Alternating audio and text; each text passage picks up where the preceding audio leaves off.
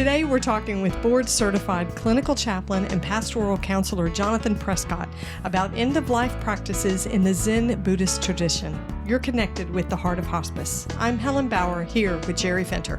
Whether you're a family caregiver or an end-of-life professional, we're here to enhance your hospice experience by connecting you with information you can use about end-of-life care.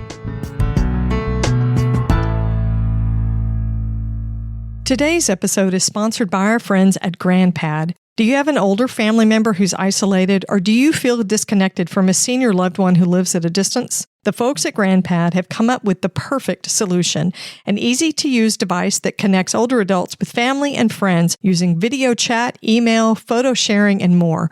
Visit grandpad.net for details. I always leave my conversations with John feeling so peaceful. I know, he just has this presence, and I think as people listen to this particular interview, they're going to come away from it with that sense of peace as well. So Jonathan Prescott, John, as we call him, is a board-certified clinical chaplain and pastoral counselor. He is a longtime ordained student of Zen Master Thich Nhat Hanh, and his practice is to support people who are experiencing illness and end of life, to foster effective caregiving and reconnect people with their innate wisdom and compassion. Right. He has served as a chaplain in hospice as well as cancer care and hospital settings. And during his 40-year spiritual practice, he has led and served many organizations in the Buddhist, Quaker, and the nonprofit realms.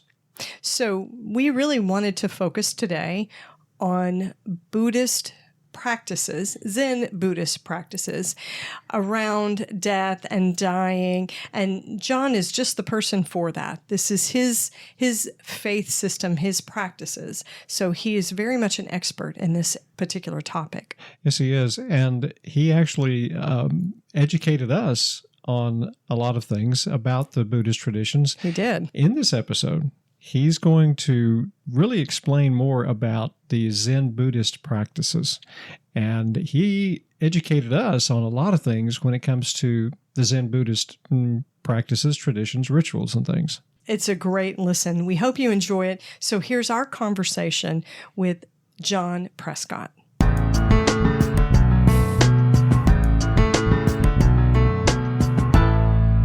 John, we are so glad to welcome you back to the Heart of Hospice podcast.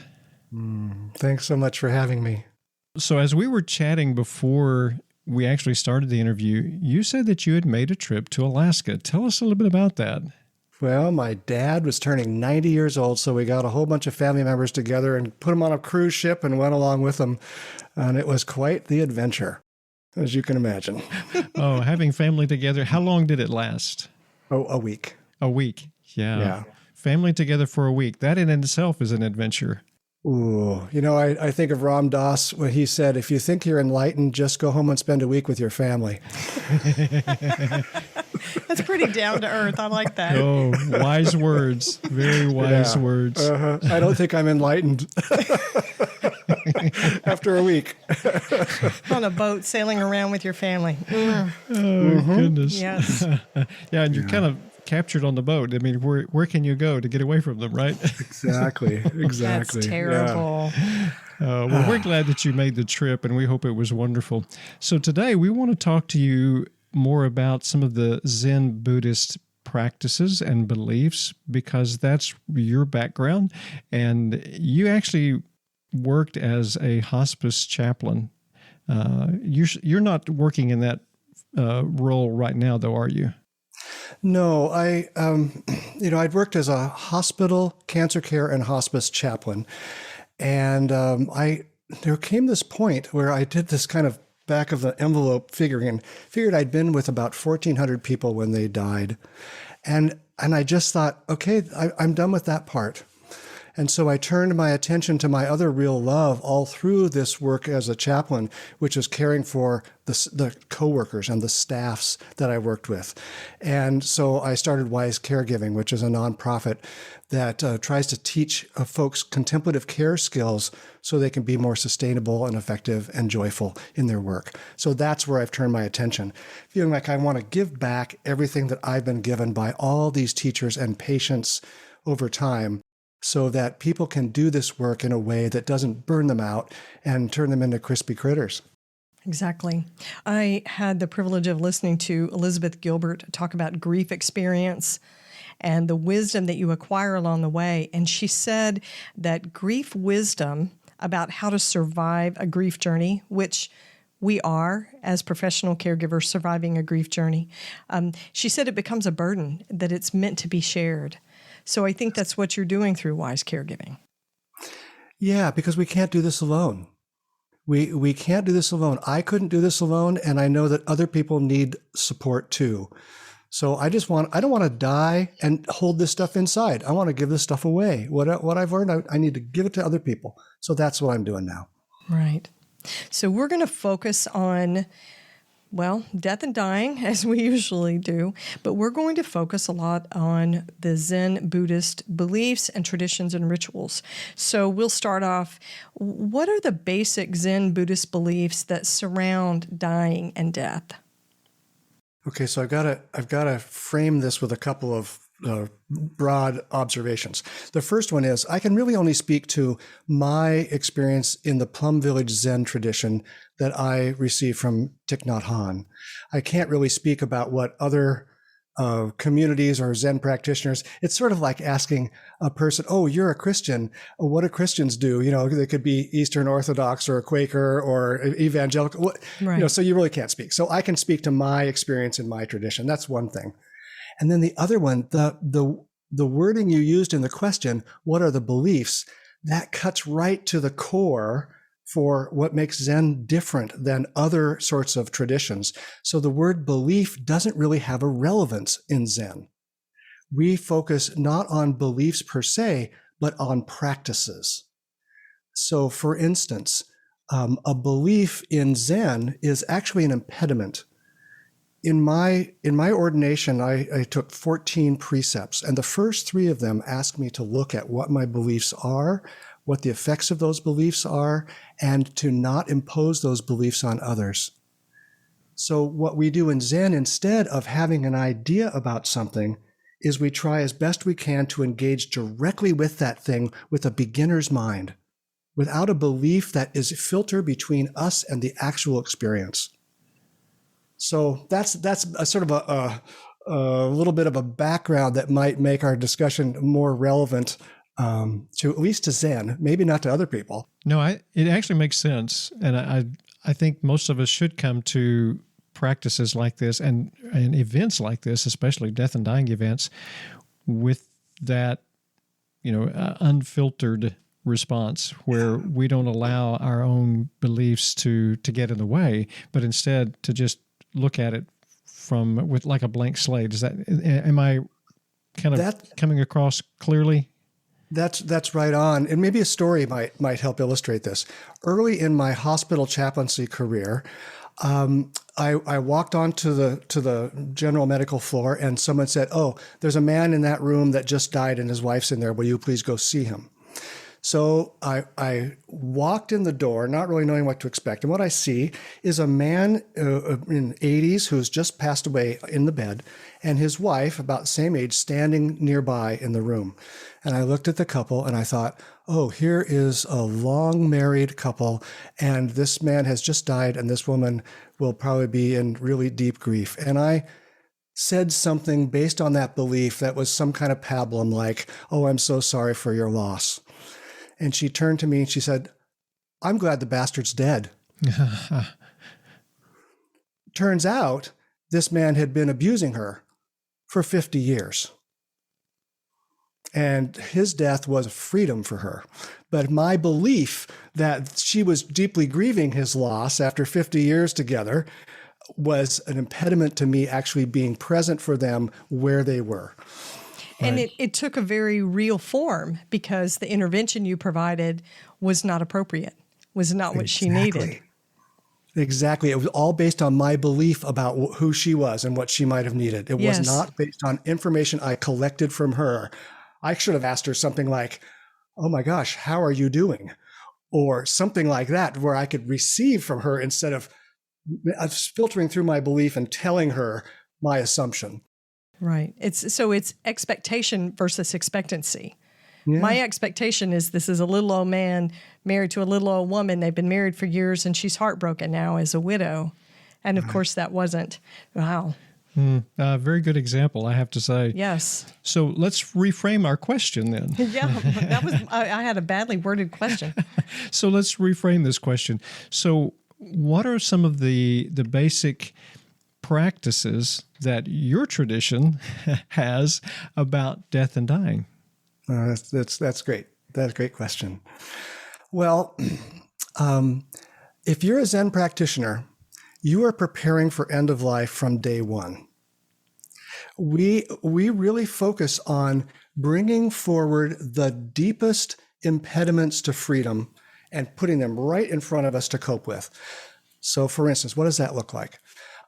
If you want to think about all the fears we have, fear of death is probably the grandmother of them all, right? It's the one that it gives rise to all the different other behaviors and ideas that we carry.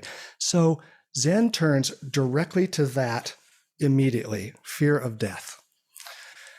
I'll just talk about maybe just a couple of the practices we do to make that turn. So one of them is this sutra we have called the 5 contemplations.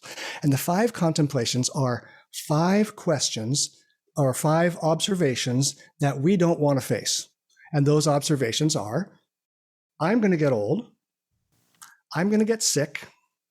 I'm going to die. I'm going to lose everyone and everything I love. And the only real belongings I have in this life are my actions and the consequences that flow from them. So these are 5 things that human beings absolutely do not want to face, right? If you go to a party and bring those up, you are not going to be popular. So we bring them up immediately in Zen, and we start to work on them. So that's an example of one of the practices that we do. So in Zen, we'll bring these 5 contemplations repeatedly in front of us and watch how our real life experience changes when we more and more deeply absorb the reality of them. You know, for instance, what I'm kind of struggling with to adjust to in that is that I will get old. You know, I always kind of knew that I would get old, but I didn't realize my body would age.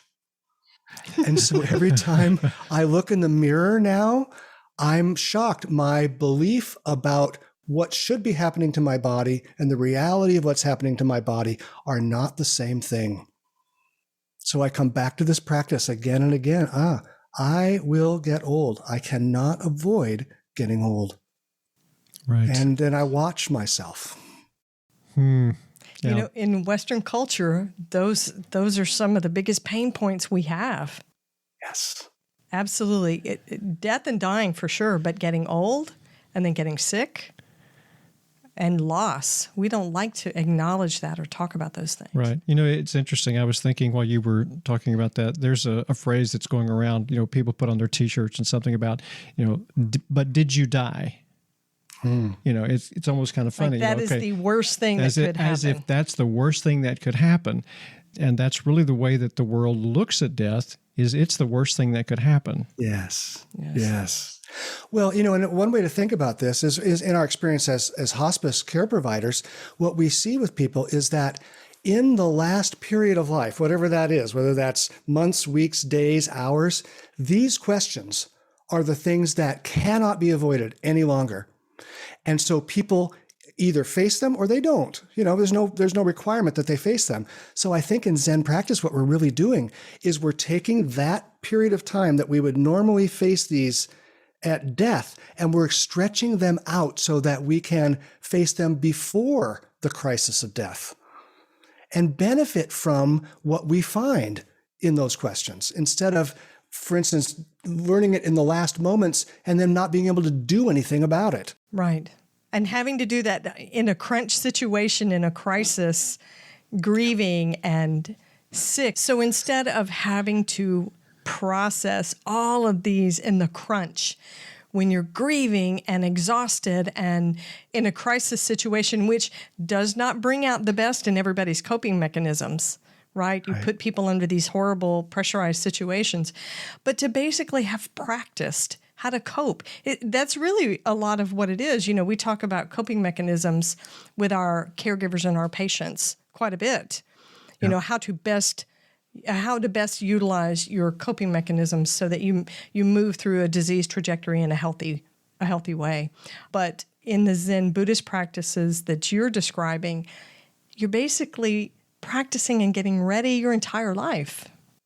Well, and even beyond that, because what I find is that while we are getting ready for death, what's happening is, let's just take back to my example of getting old. If I can actually confront that idea that my body shouldn't change, it's a wrong idea. It's not in accord with how things are.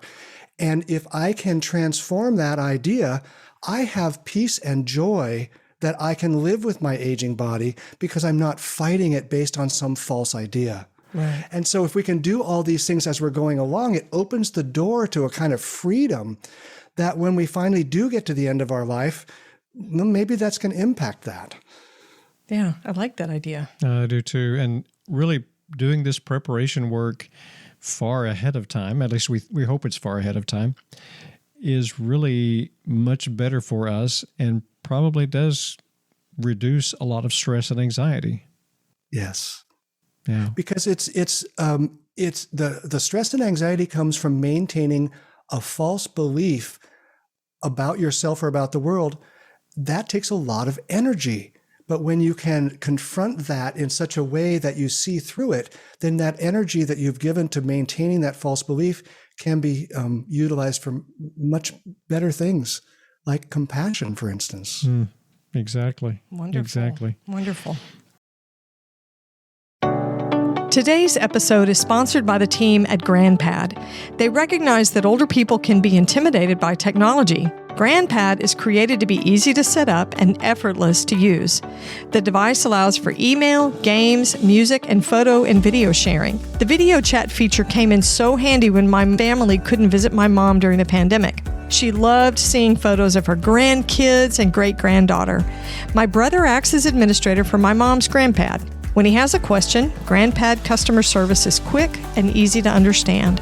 My brother was even able to give my mom instructions that she could follow over the phone.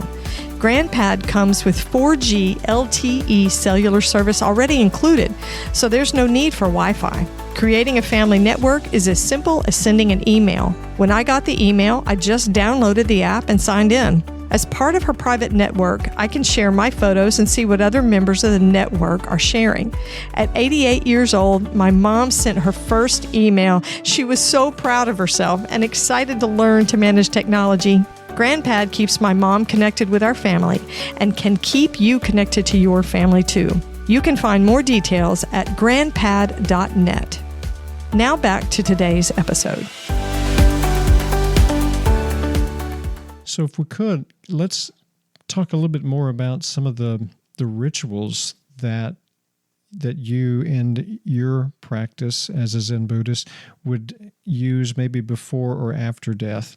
Can I assume that maybe you have had those within your own tradition who have died?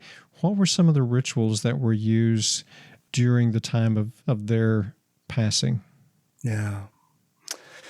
This Zen is pretty new to the West. And so most of the practitioners that are doing this are first generation or second generation. So there's not a long history of what to do.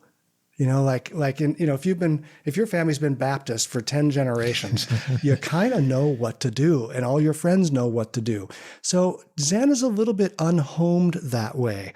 So I just kind of want to phrase it as if we're figuring out what to do in the West for Zen practitioners. And so it's hard to say we do this for everybody, because what happens is you have a Zen practitioner and their family is not a Zen practitioner, but how do you bring Zen comforting practices to the family when the person is dying, when that's not their tradition? Right. So this is a kind of an open question for us. But that said, there are some things that we do that are becoming really well appreciated and settling into us. And so one of them is how we celebrate someone after they've died. So what typically happens after someone dies is on the 7th day after their death, we have a ceremony. And that ceremony's function is to open ourselves to grieving, to actively open the door. And the ceremony can be quite different depending on the particular Buddhist Sangha. But the function again says, now this person is gone and we are human beings with bodies that grieve that loss, and we are going to grieve that loss.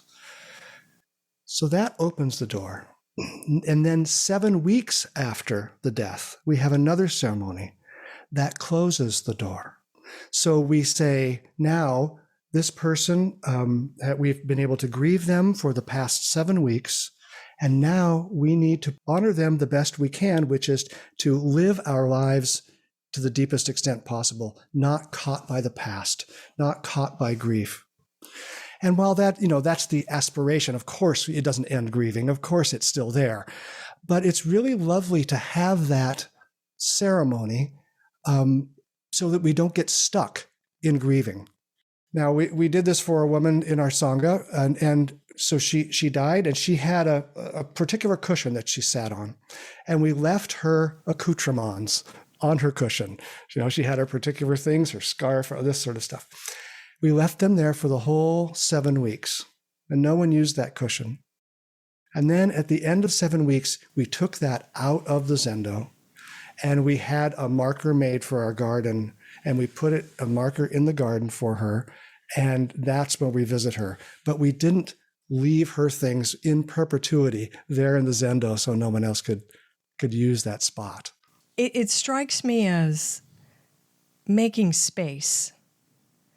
You keep the space, you acknowledge the person, the loved one, and you save that. And then at a point, 7 weeks later, you recognize this loss has happened. She's moved to another space. And so we will make room to honor her somewhere else. But now there is an open space for someone else. I'm not a Buddhist, but that's the beauty, that's the spirit of the act, it seems to me.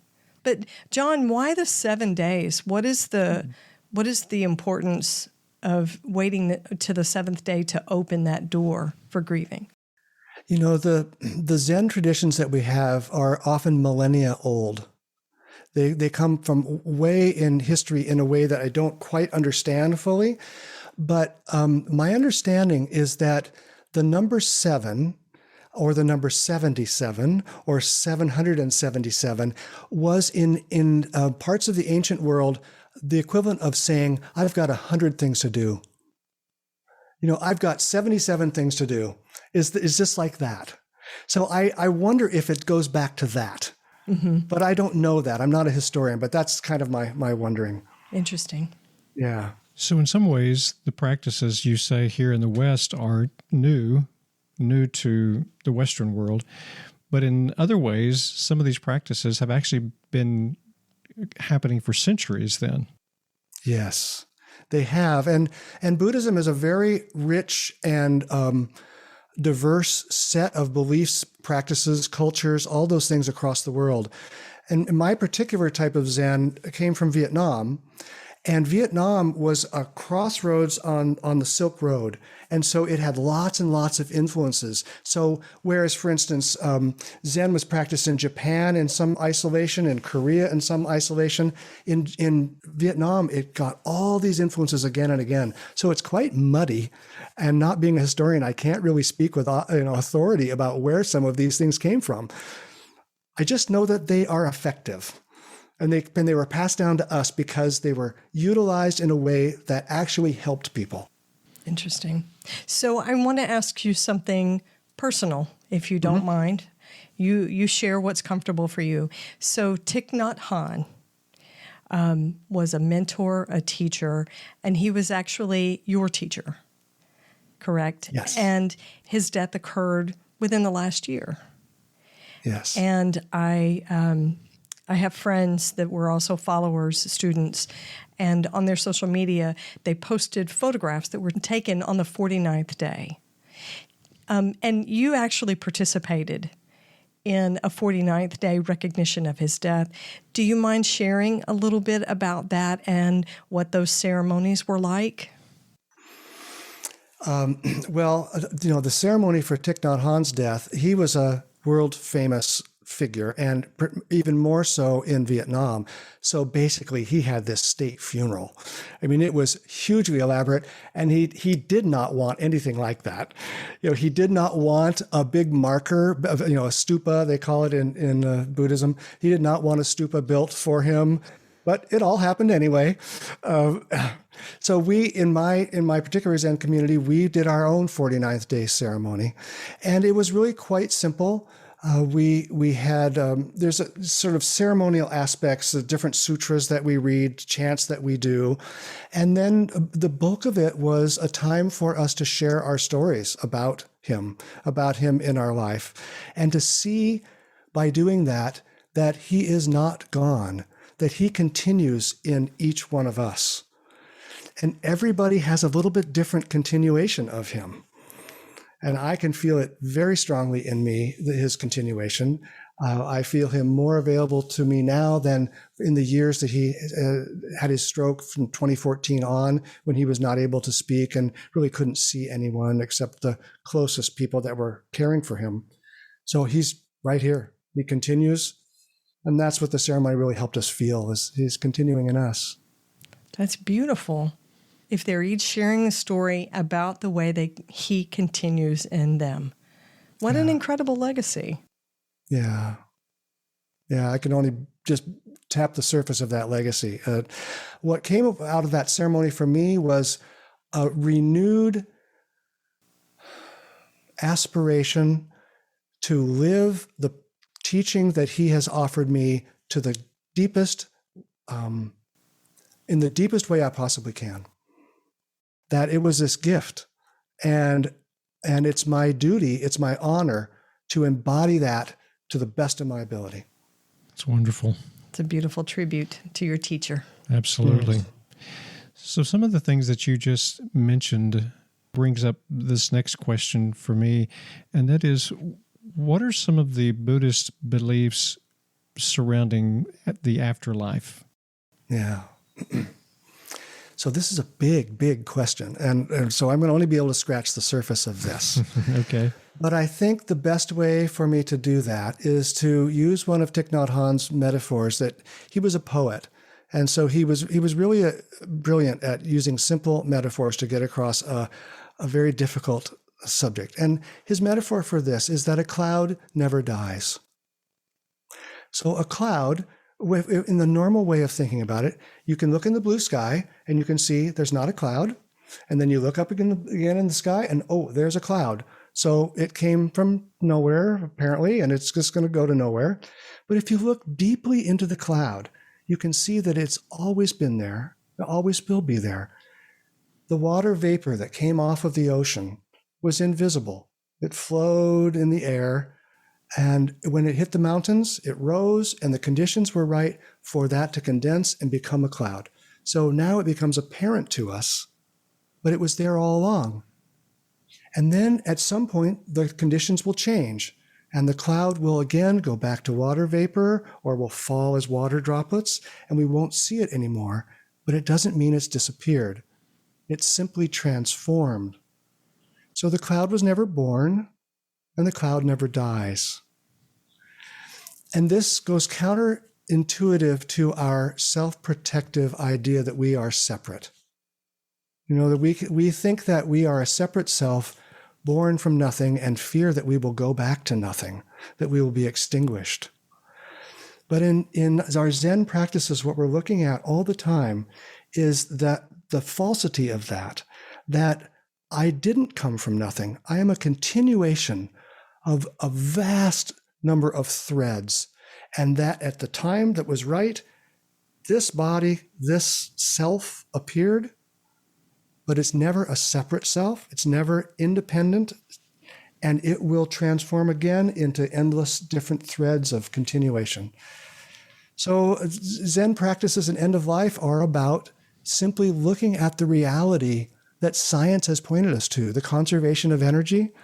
There's nothing is created, nothing dies. Right. And we're simply looking at that in how that manifests in a human life. That's my condensing of a whole bunch into like 2 minutes. John, you did well. That's good. I mean, it's a very deep concept when you think about each life connected. Yes. Right? I am the sum and the continuation of so many who came before me. And at my death, my continuation lives on in so many others. Yes. That thread never actually gets broken. Yes. That's a beautiful way to look at Yeah, and at the ending of a life. and so deep with meaning and philosophy, for that matter. Yes. Yeah, what great wisdom is there? Well, the last of the 5 contemplations that I mentioned earlier, my actions are my only true belongings. I cannot escape the consequences of my actions. My actions are the ground on which I stand. That's the actual phrasing that we use. When you realize that really the only thing that continues from you in a meaningful way is the actions that you have, the thoughts, the speech, the bodily actions, and you realize that generations later, they will still be feeling the effects of your actions. That changes how you act in the world. That really changes it. Isn't that interesting? Yes, it should change it. It should change you, yeah, because it makes you realize that the things that you do, your actions, even your words, aren't just something that comes out in this moment and doesn't affect just this moment. Instead, it's something that can affect generations from now. Right. Right. So if I can be kind and compassionate in this moment instead of angry and judging, I've created a thread of continuation that will be positive in the world. Right. Instead of one that will be negative. That is such a beautiful concept. Yeah. Well, and I can see it in reality. I can see this in my own family. My great-grandparents were immigrants from Sweden. And by the family telling of the story, my great-grandmother was just a wonderful, loving woman. I still can trace that loving nature of hers through the family to myself. I can feel her presence. She created 5 loving children that also had families. And so I can see this actually playing out. It's not just a theory. I can really see it happening. It's really just an incredible gift, legacy. I'm not sure I have the right word for it.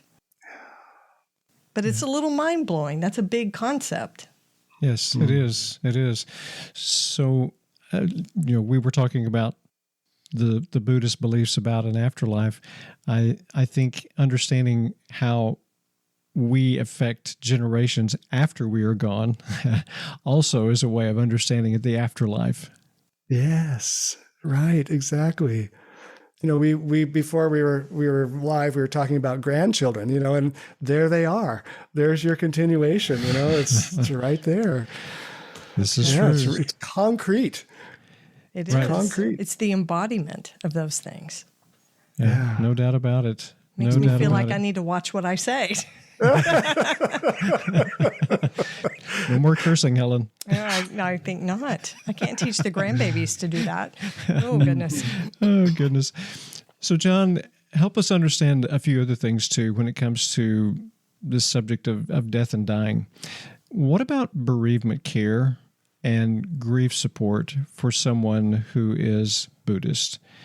Does it need to look any different, or what can the hospice do to help those who have a Buddhist tradition?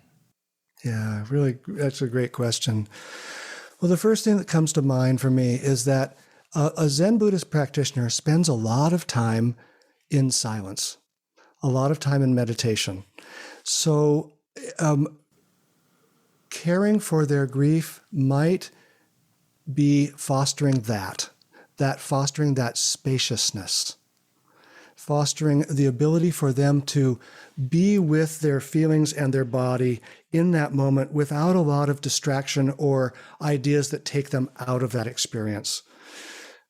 So maybe grief support for a Zen practitioner could be simply sitting together in silence, being witness to their process as opposed to solver of their problem. When we sit in meditation, oftentimes, especially in retreat, some people will touch really painful things and there will be tears. You'll notice that the person sitting next to you is sobbing. And we do our best not to interrupt that process, to let that be just as it is. So I think that's something that people could bring, is that witnessing with kindness and compassion and spaciousness. The other thing that I think people could bring is to really make sure that we're checking our assumptions at the door. You know how I talked about that story about me having an assumption with that elderly couple. And I think that as care providers, we bring cultural and possibly religious assumptions into the room with them. And that might not be so helpful for a Zen practitioner. For instance, bringing in words that come from our cultural and religious traditions like prayer or faith or belief or soul or even God might not serve them. To say, have you prayed about this? Well, that doesn't have much meaning for a Zen practitioner. Or saying, she's with God now. That doesn't have much meaning. So we have to make sure, double check that we're checking our assumptions at the door. So those are a couple of things that I think you can do. But otherwise, Zen people are just people, and we have the same bodily, physical grief reactions as everybody else. And we're all just the same at our core. Right. We all have the emotions that contribute to grief, or that actually evoke the grief. So yes. It's important to realize that that's there for every one of us because of our shared humanity. Right. Right. This has been very, very enlightening, John. It really has. I think it's good for those of us who work in hospice to understand some of the Buddhist practices, some of the rituals, some of the beliefs that are there that really do have an effect on the way that we as hospice professionals work with those who have a Buddhist belief. So I like that. I think what you have shared with us today is very, very enlightening. At least it has been for me. And me too.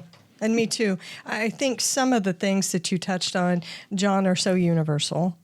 The compassion, the kindness, being able to sit with someone in silence, which is very difficult for us as people who provide grief support.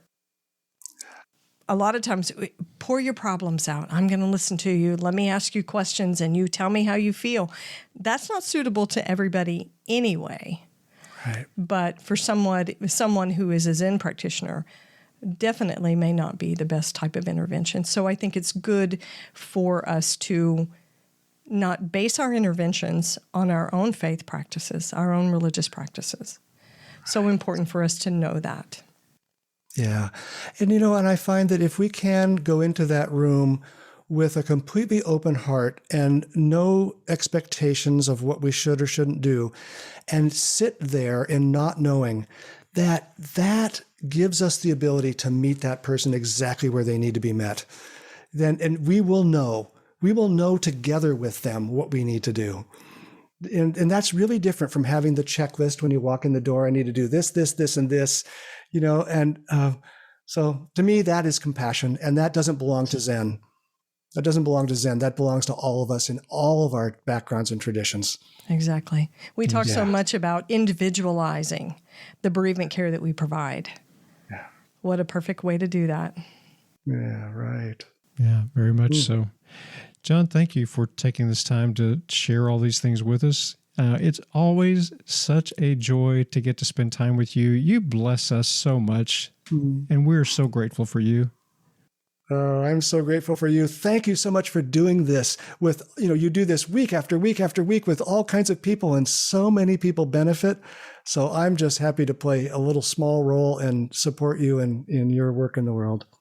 John, how can our listeners get in touch with you and see the work that you're doing and the support that you're providing through Wise Caregiving? Yeah. So we've recently sort of merged Wise Caregiving in with a larger organization that we're putting together. It's called Radiant Light Zen. So radiantlightzen.org is the website, and you can learn there about the Wise Caregiving. You can learn, I do one-on-one counseling with people. They can learn how to do that. They can order my book from the site, all kinds of stuff. So yeah, radiantlightzen.org. We'll have a link in the show notes so our listeners can go straight to it and see the work that you're doing. And Great. thank you. Thank you so much. Great way to spend a morning. I'm so happy we had this time together.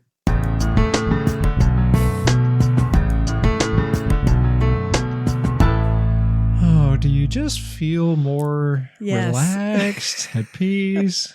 It's so good. And he's just friendly. He's just a friendly guy. John's one of our return guests.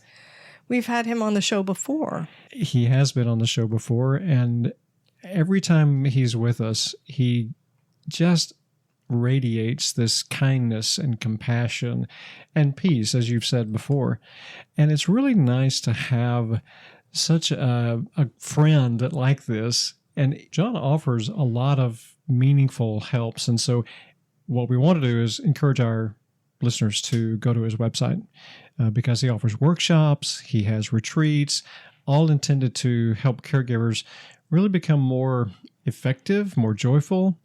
And from our own personal experience in talking with him, I think that's absolutely what he can do to help people. And he works with patients and families and caregivers, but he also works with professional caregivers as well. One of the things he says on his website, radiantlightzen.org, is he supports them in learning to make their work more effective, joyful, and sustainable. Sustainable, which is super important because caregiving is not a sprint. Most of the time, it is a marathon. So he works with helping you set boundaries, improving listening skills, and preventing burnout. All super important skills to have. So we would recommend that you go to his website, radiantlightzen.org, and check out the Wise Caregiving section, and you can connect with John there. Thanks for listening to The Heart of Hospice. I'm Jerry Fenter here with Helen Bauer. Because we know your hospice journey is 24/7, you can always find us at theheartofhospice.com. Subscribe to the podcast wherever you're listening and leave a rating or a review on Apple Podcasts. To connect with us, just send an email to host@theheartofhospice.com. You can also find us on social media. And remember, no matter who you are or where you are in your hospice journey, you are the heart of hospice.